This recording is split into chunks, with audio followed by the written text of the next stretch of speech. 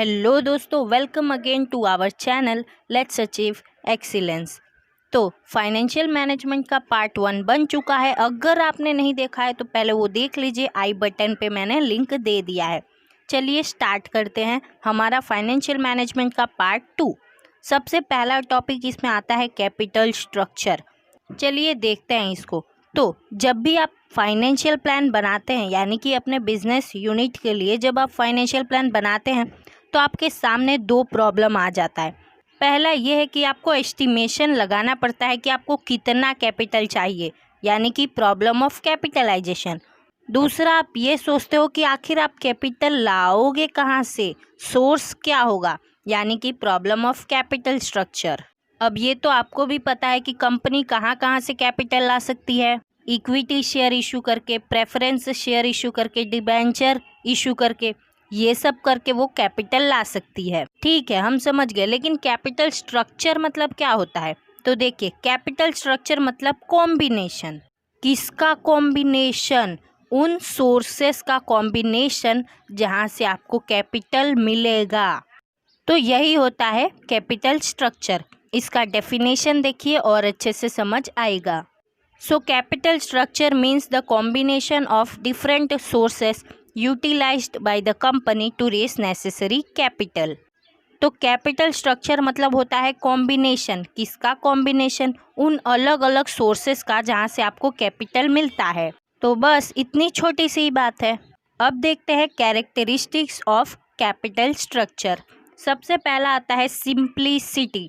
मतलब अगर आप कम सिक्योरिटी इशू करोगे तो भाई जाहिर सी बात है कैपिटल स्ट्रक्चर भी आप आसानी से एडमिनिस्टर कर सकते हो। सेकेंड है प्रॉफिटेबिलिटी। आपको अपना कैपिटल स्ट्रक्चर का प्लान ऐसे बनाना है कि आपको ज़्यादा से ज़्यादा प्रॉफिट हो। थर्ड है एडिक्वेट फाइनेंस। आपको अपने सारे सोर्सेस को इस तरह से कंबाइन करना है कि आपको बहुत अच्छा फाइनेंस मिल सके अपनी कंपनी को रन करने के लिए। फोर्थ है फ्लेक्सिबिलिटी। आपको अपने कंपनी का कैपिटल स्ट्रक्चर फ्लेक्सिबल रखना है ताकि आगे जाके आप उसमें बदलाव भी कर सको। फिफ्थ है इकोनॉमी। आपको अपने सोर्सेस को इस तरह से कंबाइन करना है कि कम से कम खर्चा आए।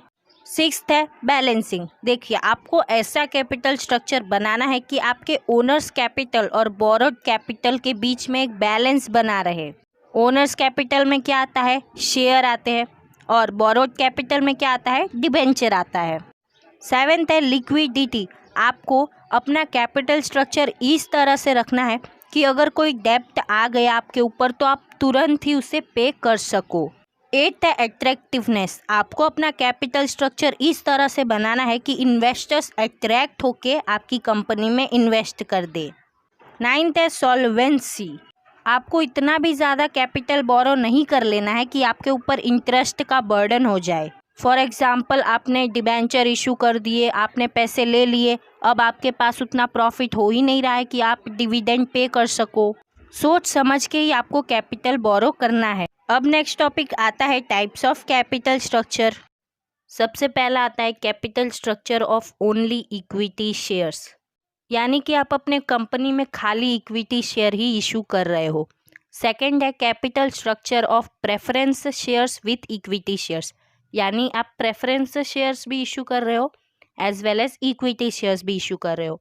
थर्ड है capital structures of debentures with equity shares, यानी आप डिबेंचर भी इशू कर रहे हो, एट द सेम टाइम आप इक्विटी शेयर्स भी इशू कर रहे हो। फोर्थ है capital structure of preference shares, debentures, equity shares, यानी कि आप तीनों ही इशू कर रहे हो। तो ये 4 टाइप के होते हैं अपने कैपिटल स्ट्रक्चर।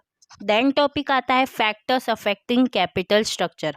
हमारे कैपिटल स्ट्रक्चर को 2 फैक्टर्स अफेक्ट करते हैं। पहला है इंटरनल फैक्टर, दूसरा है एक्सटर्नल फैक्टर। अब हम इन सभी पॉइंट को डिटेल में समझते हैं। सबसे पहले आता है इंटरनल फैक्टर। उसमें सबसे पहला है टाइप ऑफ बिजनेस। मतलब जिस हिसाब से आपका बिजनेस का टाइप है उतना आपको कैपिटल चाहिए। अगर आपका बिजनेस यूनिट लार्ज स्केल पे मैन्युफैक्चर करता है तो आपको ज़्यादा कैपिटल चाहिए। अगर आपका बिजनेस यूनिट कम स्केल पे प्रोडक्शन करता है तो आपको कम कैपिटल चाहिए। सेकंड है साइज ऑफ बिजनेस। अगर आपके बिजनेस का साइज ज़्यादा है तो आपको ज़्यादा फिक्स कैपिटल चाहिए। अगर आपका बिजनेस यूनिट कम साइज का है तो आपको कम कैपिटल चाहिए। थर्ड है एस्टिमेशन ऑफ बिजनेस इनकम। देखिए बिजनेस कभी ज़्यादा प्रॉफिट भी कमा सकता है, कभी कम प्रॉफिट भी कमा सकता है।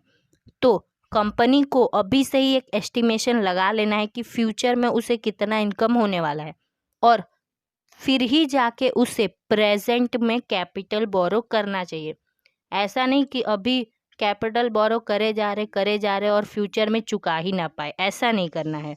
फोर्थ है nature and requirement of assets. अगर आपको फिक्स्ड असेट्स चाहिए तो आप क्या करोगे, इक्विटी शेयर ज़्यादा इशू करोगे, यानी कि आपका कैपिटल स्ट्रक्चर इक्विटी शेयर वाला होगा। मतलब कि आपके असेट के हिसाब से आपका कैपिटल स्ट्रक्चर भी हो सकता है।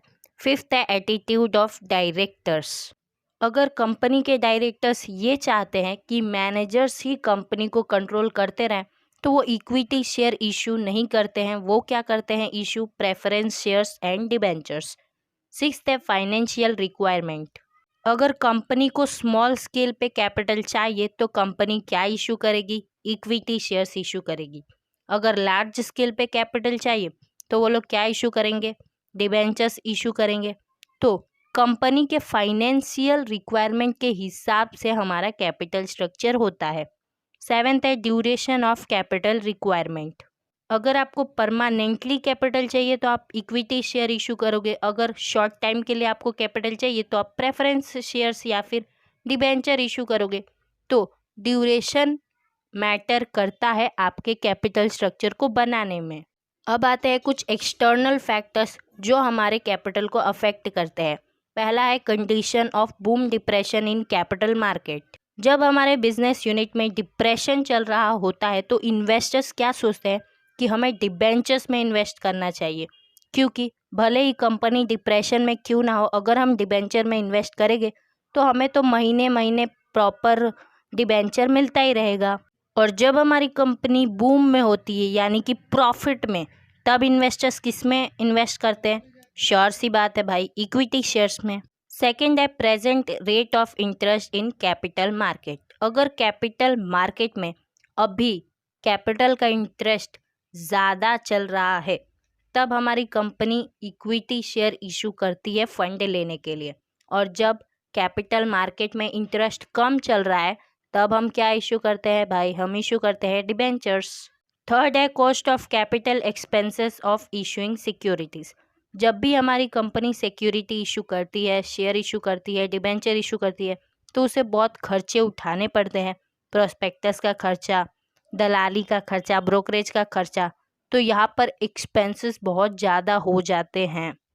लेकिन शेयर्स इशू करते हो तो अब ज़्यादा खर्चा होता है, डिबेंचर इशू करते हो तो थोड़ा कम खर्चा होता है।